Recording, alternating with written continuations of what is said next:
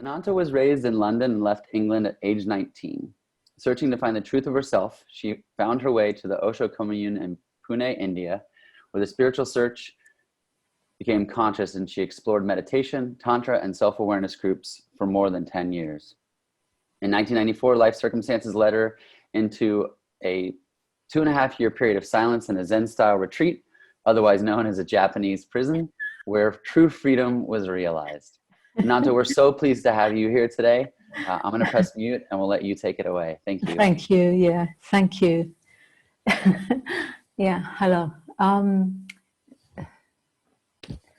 pleased to be here as well. What now? Okay, so I think the intention was to invite everybody to just, like, this is the everything stage. However, as we all know by now, that everything comes out of nothing. So why don't we start with a little drop? Okay. Ananta, can you do me a favor and just pull your mic down just a little bit? It's kind of hot. I want to make sure that... Hot? Like it's a little bit loud. So. Okay, good. That's yeah? Better. Is that good? That sounds better, yeah. Okay, so let's close the eyes a moment.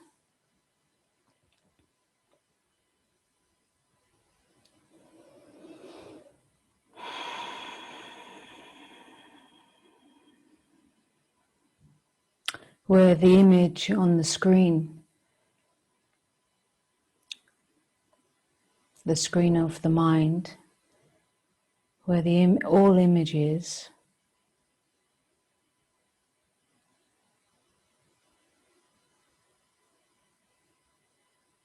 fall away, allowing the screen of the mind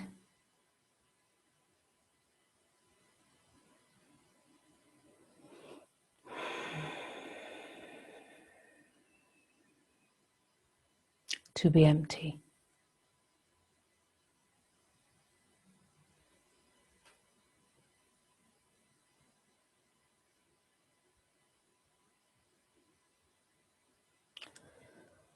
And at the same time, allowing the weight of this body, this physical body, to drop.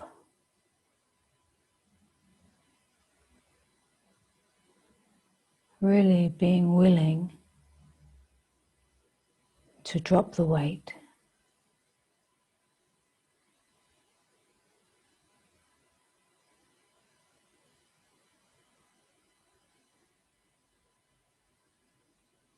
Into the chair,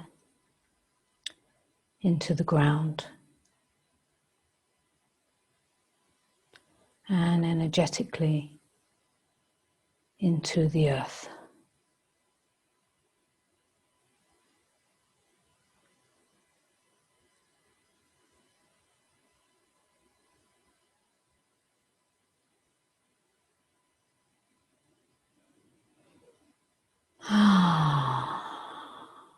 Having absolutely nothing to hold.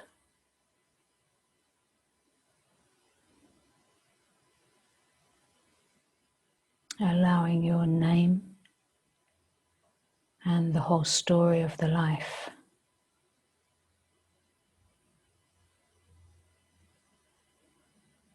to drop.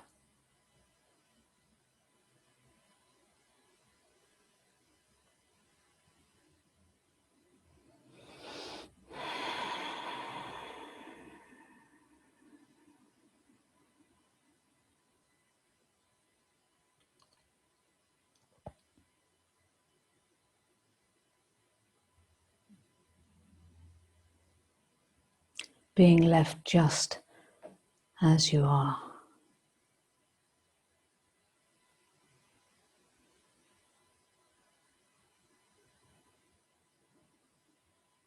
There is nothing to get, there is nothing to understand, there is nothing to try for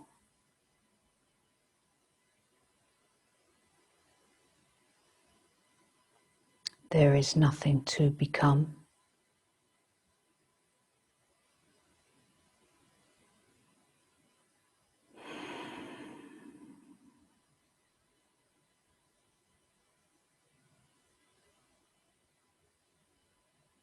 A simple resting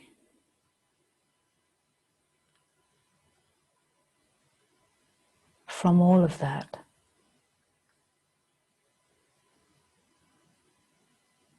And falling back into what simply is.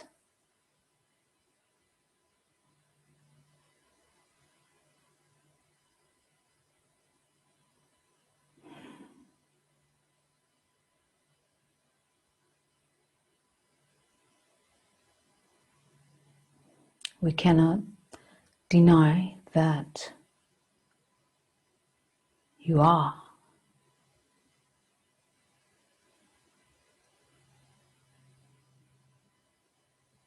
And you're doing absolutely nothing just to be. And this being is by its own nature already aware.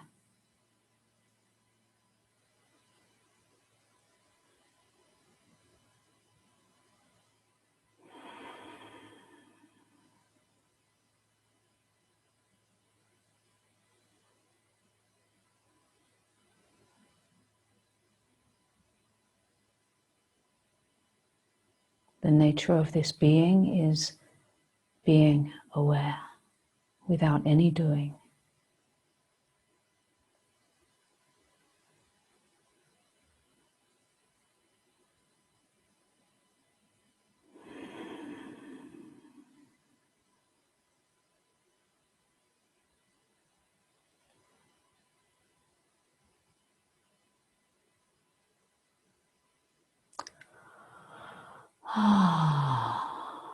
And you can let go a little more deeply, let go a little bit more into what just is.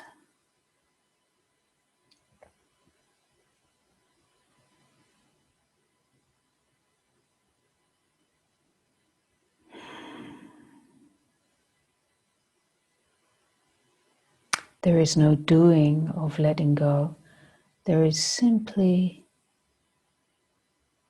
a noticing of the stopping of all kinds of holding. What is it that is noticing this moment?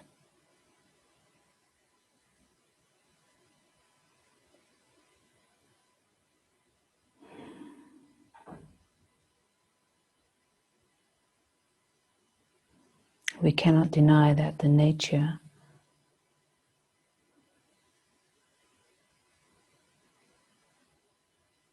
of this that is noticing this moment is always, always here, now.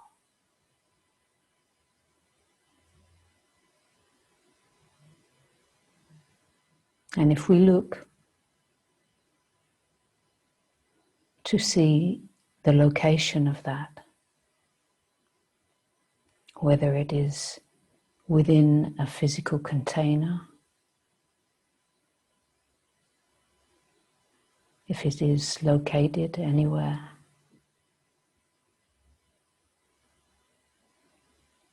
where does it begin? Where does it end?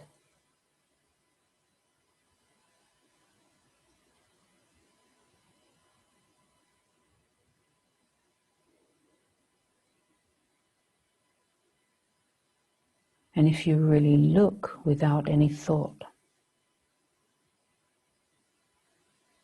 you see that there is no beginning, no end, no boundary. And you can go on letting go into a wide, open, spacious, aware, vast, open sky. of being.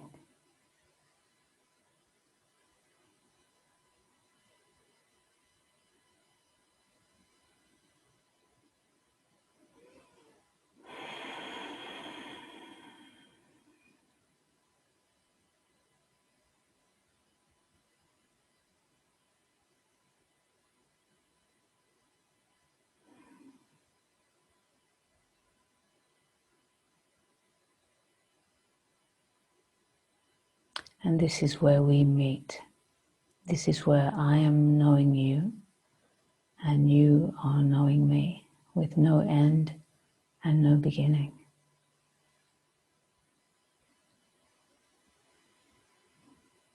This is where we truly meet.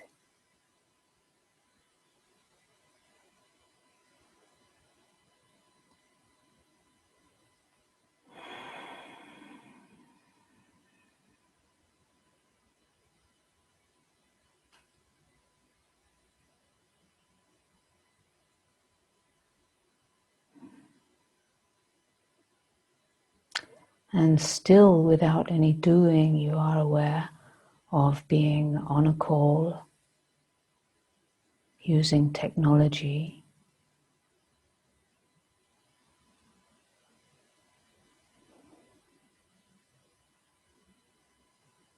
and the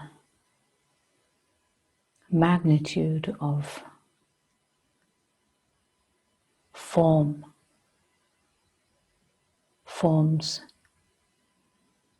being used to bring about this meeting of formlessness, meeting itself through form.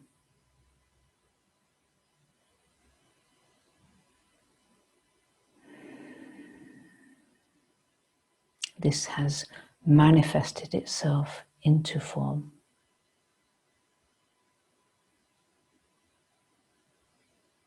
Into the everythingness of the expression of pure intelligence.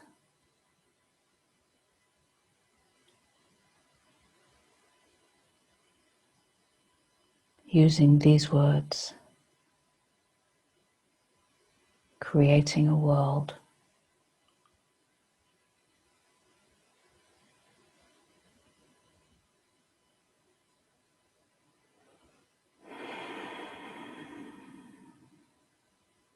you are aware of the body that you are traveling in, the particular form you have taken.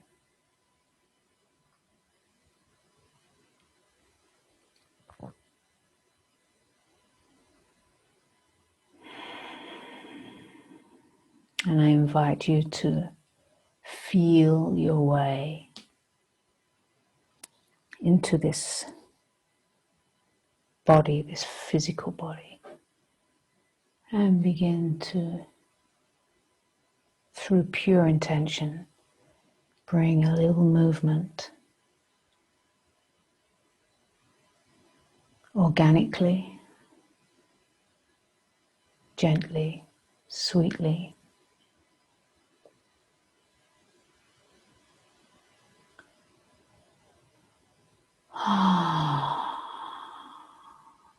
as you prepare to move into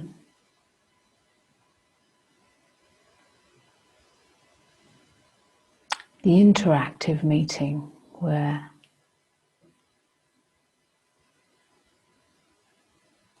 in a moment the incredible eyelids,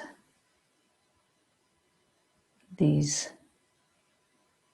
incredible magical eyelids come to a point where they lift open and a whole world of appearance comes into play. As you open the eyes,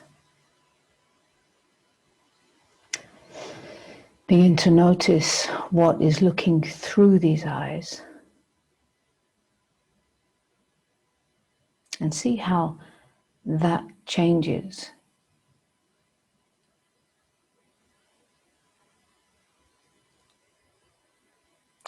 how you relate to what is in front of you.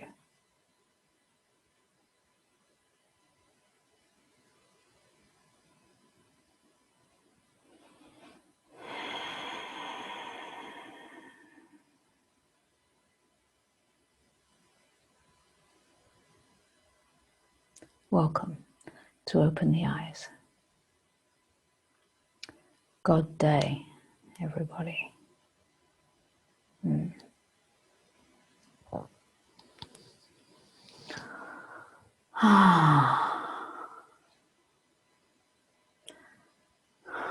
And then there is this whole incredible play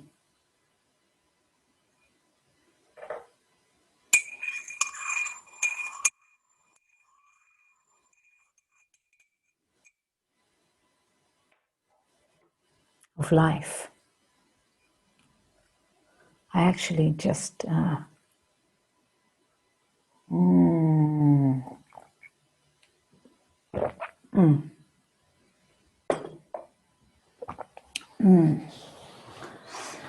okay, I forgot everything.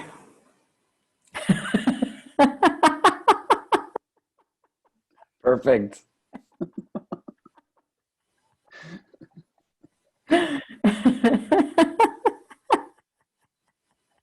What was it about?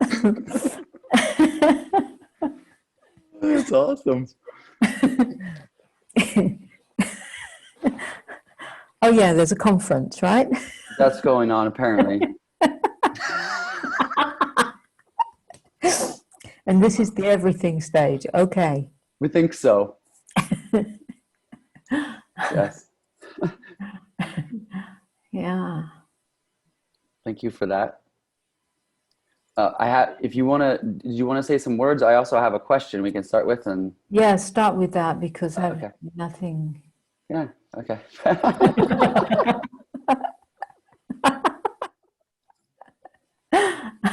This is the giggle stage. Okay.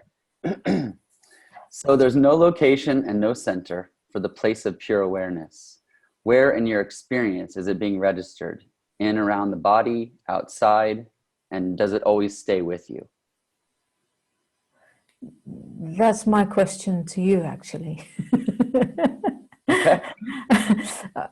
Okay, so you're asking me, and I will throw it back to you. Okay, so the only way that I can give you an answer, but that's not really going to help you because it's going to just give you another answer and another answer and another answer, and then what will that do? That will you'll go okay, and then you try to understand or imagine, and that doesn't really help you. So my way really is to ask the right questions so that you can take a look for yourself, because you and I are expressions of that. And so if I point you back to where you already know that, you see. Yeah. So you're asking the question, where does that register? So in my experience, there is no location. Can you check in your experience, if you look right now, for where do you begin? If you look right now without any idea, it's no good using this ever. This is really good in the play of form, but if you want to know about the formless, you don't go here. Yeah, it's never you don't get your answer here. So, oh, this wasn't your question, was it? No. No, it's okay. Yeah, I'm asking for everybody else. Yeah, thank you.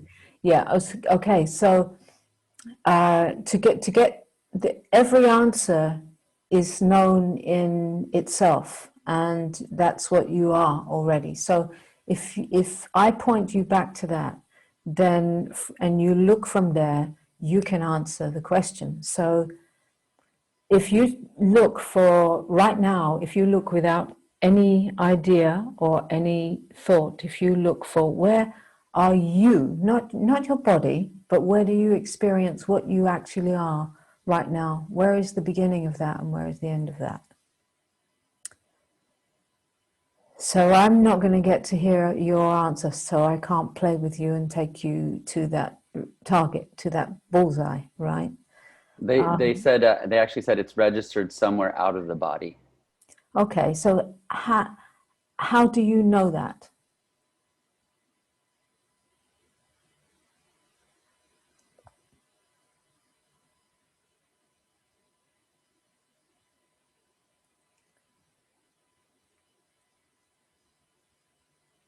I can't hear you, no. They said I don't.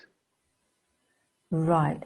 So if you look right now for what you call I, is that in the body or out of the body?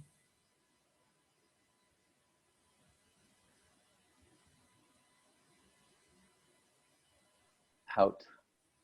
Out. So what is in this body then?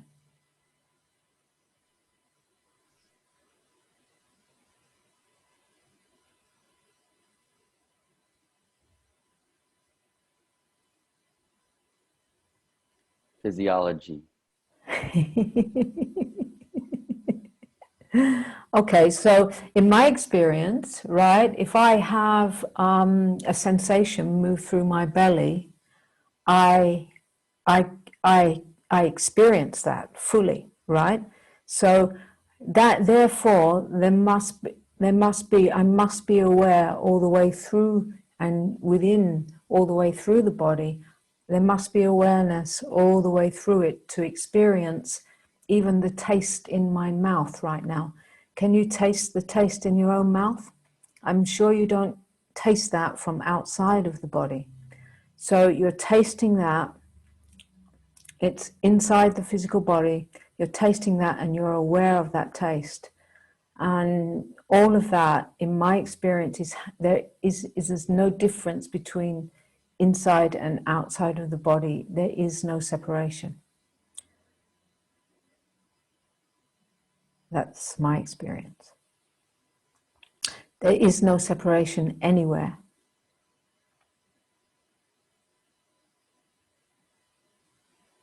So the body, this physical body, is part of a bigger body, and there's no separation in any of that. So to be aware of a thought that passes through this consciousness, the next thought that comes,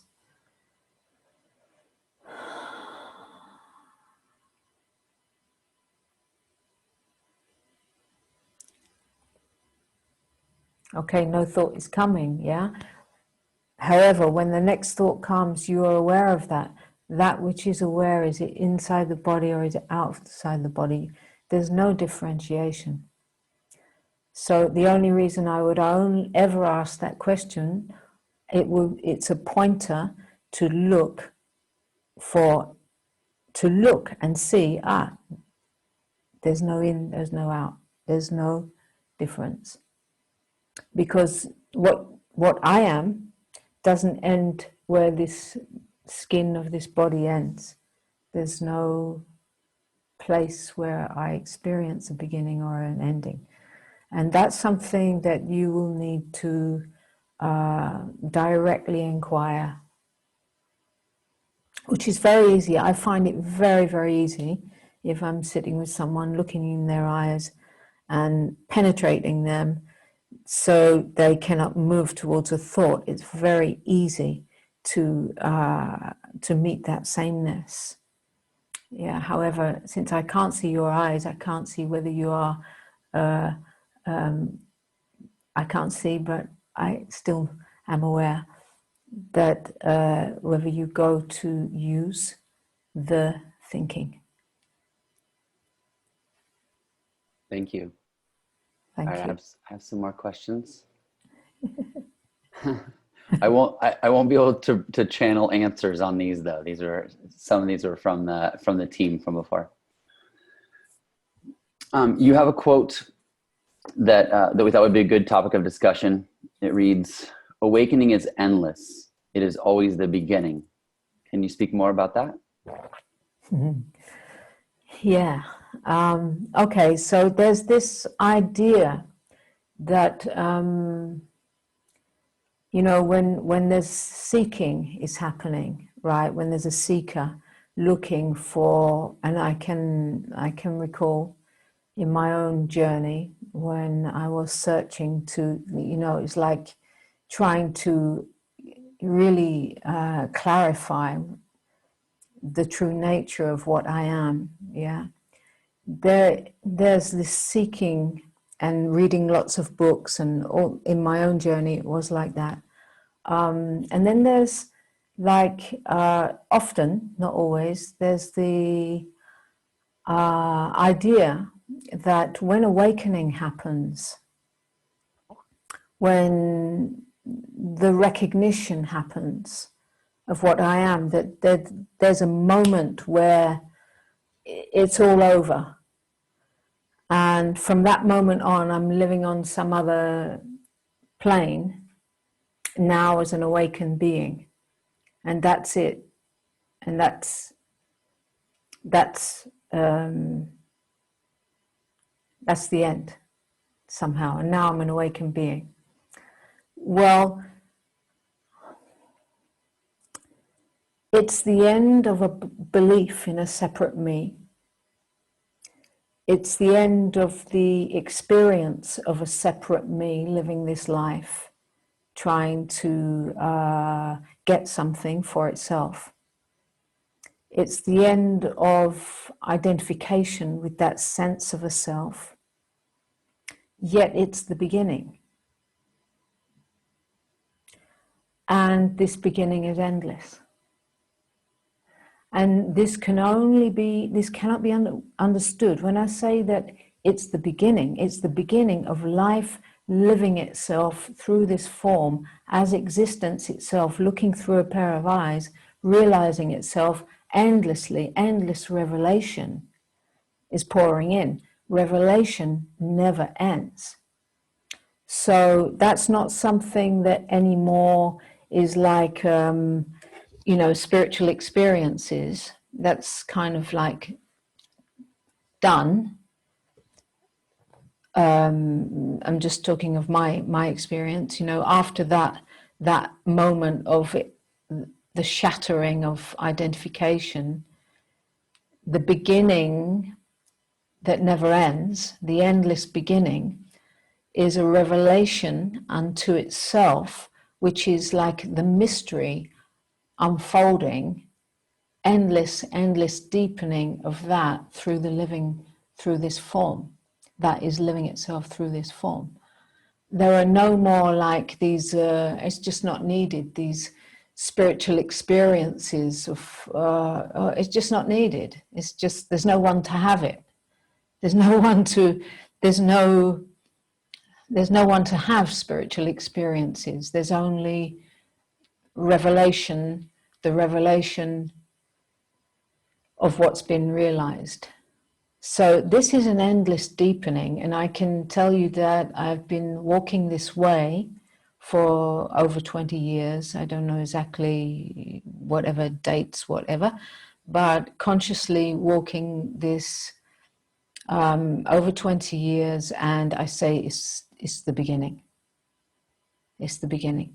Yes, I would say there are no stages because there's nobody anyway, you know. However, there is a maturity that happens in the body-mind personality living of this. There is a maturing, like a good wine. You know, wine is wine, but it's getting more and more tasty and more mature and more deep and more full and more, you know, and unique and you know, and it's endless maturing. It's an endless embodying of that. So I could go on and on with that actually, but please keep going. Yeah. So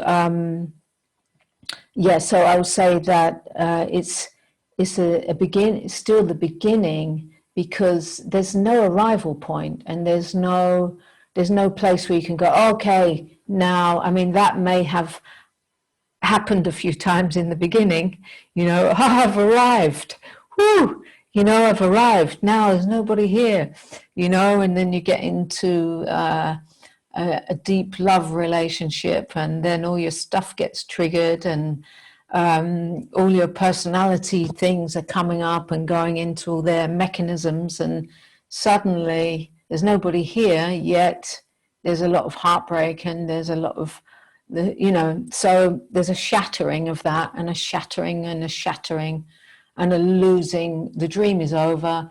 So there's an endless losing of whatever you ever wanted to hold. So there's a kind of a dying, it's like an undoing of everything that you has been put together as a structure of persona, and all the mechanisms within that, all of that's coming undone. It's an endless dying off of those mechanisms, and just has to keep it's just falling off and falling off and falling off. And I don't even want to come to an ending. Why would I? Because it's the great mystery that's the more dying off of humanity through this system, because there's not a person here that's dying off, it's humanity, it's the human condition that's dying off. It's centuries and centuries of belief systems that are dying off. It's all kinds of what's been in our human psyche, DNA, whatever you want to call it, all of that that's landed in the sperm and the egg, it's all of that dying off, you know, and the emptying out means that there's more and more of the mystery that's living this moment. So I can have an experience in the daily life, the very ordinary daily life, which is the miracle itself, right? I can have an experience where right in the midst of that, all of my, say, for example, I'm here in England. I've been catapulted back to my conditioning field after being 30 years away. And there come up all of the the root of the conditionings in the system. And the unconscious is coming conscious, and it's all just playing out and undoing, and there is no identification in all of that. So it's getting to experience it all, meet all the heartache, meet all the unmet stuff in my mother's stuff and my father's stuff, and everything just moving through me, coming back for truth. It comes back for truth, and it comes back. So as I'm meeting it in truth, it's losing its reality and coming back to source. So more and more and more depth. And this is endless. So, and I'll say it's the beginning, because who am I, you know? Who am I to say that I've arrived now, and, you know, I've been living this long enough that now I'm la la la. The more I live it, the more I know I'm at the beginning. Because how can a little body, mind, embody the whole mystery? It's too vast. It's a vast mystery. Whatever puts all this together. Yeah.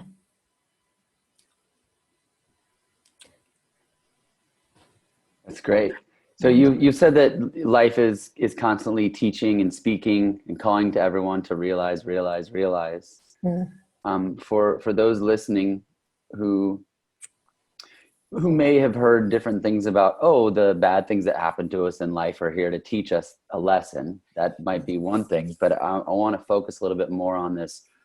Life is calling us to realize. What would you say to those that are saying, okay, I get the whole lessons thing, you know, that the lessons that keep showing up, you know, to teach me something. But if life is calling me to realize why haven't I realized that this pull is so strong, then this feeling of a separate me that exists, why haven't I realized it?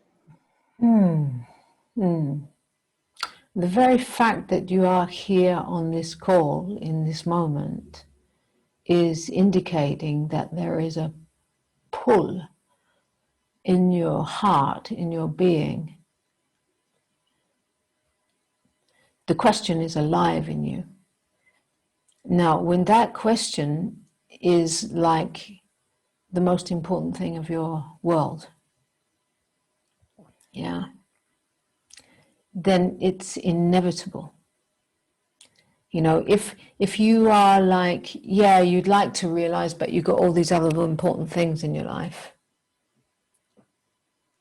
that kind of come first, and then you know, you come and look at spirituality, you read books, la la la la, but it's secondary to something else. Yeah, then I will say that that's a good indication. Yeah, but when this comes to be like, I tell you, I will tell you for sure what it takes, and that is getting your values clear. What do you value mostly in this life over absolutely everything? What has your number one, what do you value? Like what, if you had 1 month left in this body to live, what is the most important thing for you? Yeah. So when you answer that question, even if you had 1 week left, your values might change. Yeah. So if you get really, really clear on what the most important number one thing in this lifetime is for you, not this life, you know, because you've got all these 20, 30 years to go or whatever you've got, but this lifetime, what are you here for? Why did you come here in this body? What is the point of this lifetime for you? If you clarify that, and then you live everything that you are into every single morning that you wake up, every day, everything is aligned to that, all right, then it won't take very long, because it's all just, you're already, once your values are like, I'm not interested in anything else than meeting the truth of this life in everything, in my relationships. I'm not interested in anything than a true meeting. I'm not interested in anything than 100% honesty in everything I do. I'm not interested in compromising on living this life in an honest and true way that lines up to my deepest calling. If all of those things line up, then you're already aligned to what you are. And that only, it's so simple, I can tell you, it's so simple. The recognition of what looks through your eyes.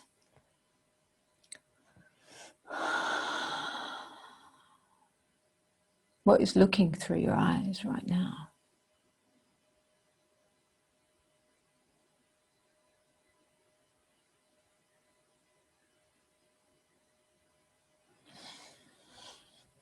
When what is looking through your eyes sees itself, recognizes itself as the same one looking through every pair of eyes,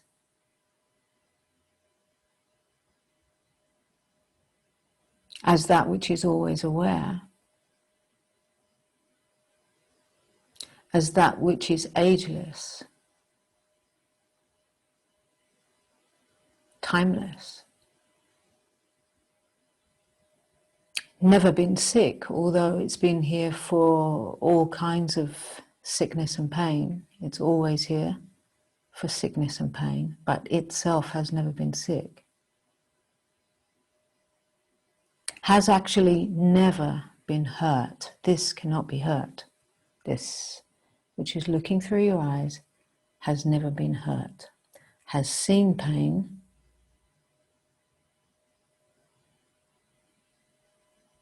sees heartbreak, sees the struggle, sees it all, constantly sees it all. When this sees itself, this is very, very simple.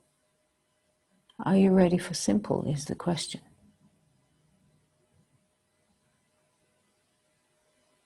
That's my question. You've got to be ready for simple. Makes sense. On that, thank you for that. On the note of simple, some people feel on whatever apparent spiritual path they're on that maybe going to a Zen monastery might provide the simplicity that they're looking for. And yet I also, and I don't want to sound disrespectful, but it seems that there are there are groups of people that I would call like Zen expats that find their way to different aspects of non-duality. I don't know if that's the best phrasing for it, but you know, in your bio, you talked about a 2.5-year period. It was a Zen style retreat, so I guess it wasn't necessarily a monastery. But can you talk a little bit about that that experience? And then now I don't know when that was, but it was during that retreat where your true freedom was realized. So yeah, I'm sure people are curious about that. Well, as I said, otherwise known as a Japanese prison, right? So I don't recommend it.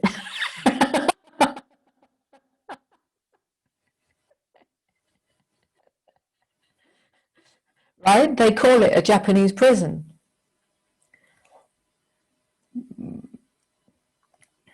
That's what it's known as in the world where I went. I don't recommend going there.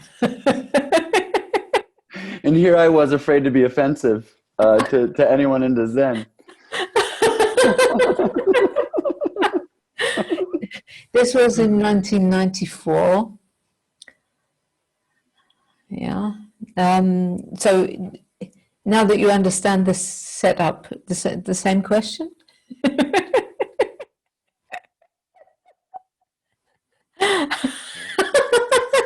Now I'm even more interested. Okay, what? It's just more about the experience of that, you know, I mean, now what you've described, your quick description of it, there's even more contrast, which I think can make for a more interesting story. So, well, I've spoken about that so much. There are interviews out. I've spoken so much about it that I kind of thought that it's not of interest anymore. However, I will say about that yeah, I was solitary confined for 2.5 years, which means no speaking, no nothing. Now, within that, the significance of that experience, which I will speak about, is I personally don't think that going into a Zen monastery is the answer where we are right now in 2020, or a Japanese prison.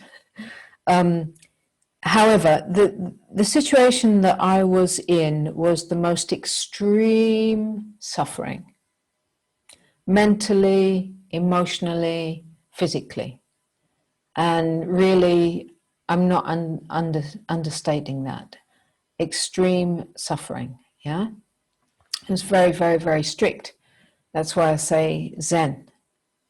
Very strict, yeah.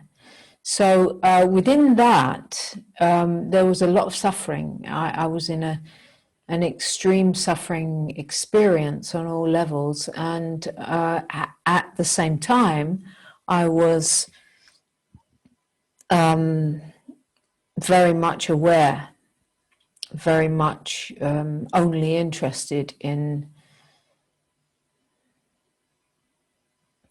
At that time, I wasn't going, I want to be enlightened or something like that, because I never even considered that a possibility, whatever that was. I just was only interested in realizing what at that time, Osho was my, I was a sannyasin, you know, I'd taken sannyas a year and a half before that. So I was very much on the awareness intensive, I was on that journey of self-realization, and that was the only thing that really, within that situation, I lost absolutely everything, was taken away. All of my, anything to do with the world was taken away. I had no visits, okay? Nothing. I was like cut off from the world 100%, right? So I was plopped into another world, which was like a living hell. And the only thing I had was 25 kilos of Osho books. And at that time, I was surrendered to a master. That was the time for that, you know, it was 1994, right? In those days, it was the time, master disciple. I don't see it being that time now. And so I was able to, when I wasn't working in a factory, when I wasn't being in forced labor, I was reading a couple of these pages every day, and it was going directly from where it was spoken, it was reaching directly to the same. So recognition was happening on a daily basis, and many of the circumstance I was in was adding to, there was so much pressure that it was adding to the ego was, I just wanted to die. So there was desperation, you know. Okay, I can say that an experience happened, but the experience is not important, really. It's really not important, you know. So if I tell about the experience that happened, oh, then I need that experience. No, it's not like that at all. You know, the thing that is important within what I could share in all of that is that I had come to value. It was the value. And these days, when I work with people, often they can recognize in an instant. It's really, really available. It's really just so available now. The recognition is available instantly. However, not that many can value what is recognized. You know, they see it. Well, it's just awareness. I hear that often. It's just awareness, but there's no recognition of what this is that's looking through the eyes. Oh, it's just awareness. Yeah, so what? And this so what is what's in the way. There's no recognition of the value. And what I often find myself saying is the only difference between you recognizing and, say, Ramana recognizing is the value. The value in, say, Ramana or some great sage who's just shifted in a moment is that the value has been recognized. So for me, sitting in a jail, losing absolutely everything, and coming into a moment of freedom, finding what is free while sitting in a jail, and that can be the jail of your mind, because that's the only jail there is, the jail of physical conditions, realizing what cannot be locked up, even in a jail, for me was the highest value in that moment. I found something that couldn't be touched and couldn't be taken. And I was being screamed at all day long. And I found something that was free. So for me in that moment, the value of that was magnified, you know, and an inner smile, because I'd found what is still free. And so the conditions of all that thing allowed me to find freedom in jail, which is the same. You know, when I work with people now, they're looking for freedom in jail, freedom in the jail of the mind, conditioned body mind. This is the jail. To find freedom within this jail doesn't mean that you need to get out of jail to be free. You don't need to, I was in there another year after that. I didn't need to wait to get out of jail to be free. I was still in the same suffering conditions. So it didn't help my body-mind. My body-mind was still suffering, right? So, but the value, it was like all this heart just started exploding with a love, the love that is the essence of being, revealing itself to itself. However, again, if I talk about those experiences, it's not about that experience, and that experience is not needed because it's simple. And now in 2020, I will say that we are collectively now in a place where there are so many seekers now, and there are so many speakers, and there is so many, the message is so called for in the collective of what we're all living and sharing. It's a challenge. It's a challenge. We're all challenged on some level. So that's the extreme conditions that are being provided. Yeah. So, and it's all provided. There are so many who are available to transmit this message. In that time, for me, I couldn't, when I was deported, I couldn't speak to no one about this because there was no one there was nobody who could even meet me in this. Nowadays, it's all here. So I would say that it's much more easy. The recognition is much more easy. However, what about your values? What about your values? What will it take? Will it take an extreme illness? Will it take really challenging life conditions? Or are you ready to value the greatest mystery of what life is without some difficult situations? Are you ready to value? If so, it's here. Beautifully stated. I'm glad I asked you anyway. So I have one more question. This is from Travis.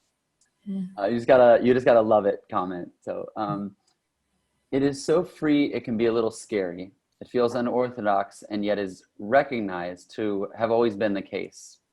So you're saying to strap myself in for the ride of a life.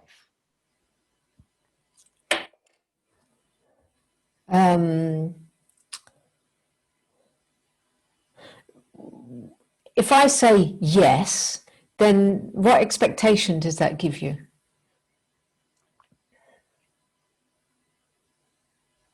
Aren't you already here for the ride of your life? You know, what are you here for in this lifetime? You know, it's no secret that right now the human species are facing all kinds of extreme conditions. Yeah, the earth itself is facing, right? So what can matter more than anything than upgrading this whole level of experience of who and what you are?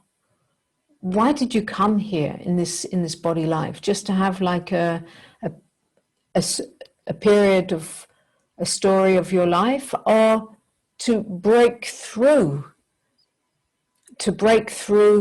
as life itself, and find freedom in jail and actually be a living embodiment that creates change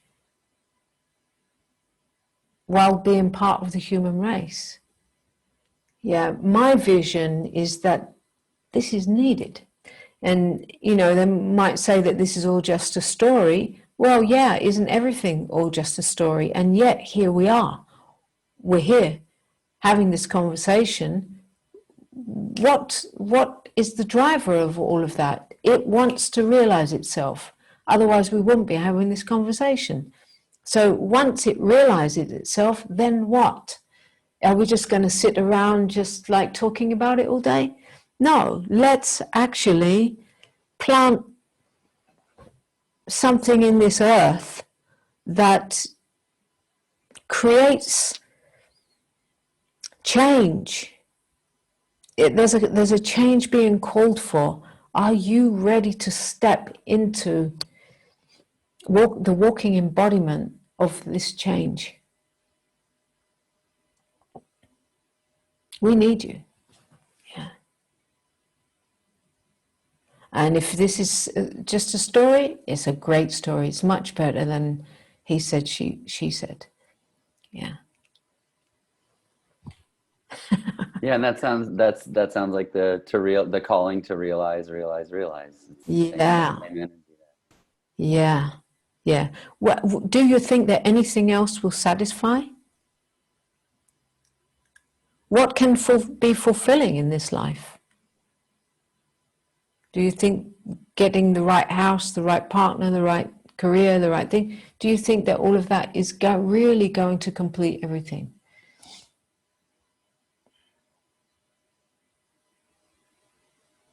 Maybe it'll make it more okay, yet there is something that if it's not for everybody, it's not for every human being. Some are satisfied with just, living their life.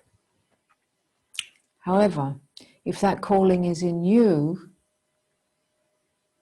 and I take it, if you're on this call in the first place, that calling is alive. Let it have your whole life. You've got to be willing to die to live.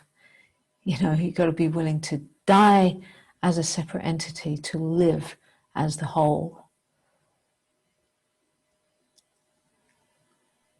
Seems like a great trade-off to me. Yeah, yeah. It obviously it means that you will lose all the protection, but it's a false protection anyway. There is no security. Yeah, so obviously you will lose the dreams. Anyway, the dreams are dreams. So you'll lose everything that has to do with me getting or becoming or achieving, and yet you really become me, getting and becoming and achieving as life itself. Wonderful. Thank you, Ananta. We have about a minute left. Do you want to tell us, we have your profile obviously on the website. Do you want to tell us how people can get in touch with you, or anything that you have coming up that you'd like to let people know about? Yeah, I have a 8-week course coming up starting on the 1st of October, which is called Realizing the Love Affair of Life. Okay. And there's a monthly meeting,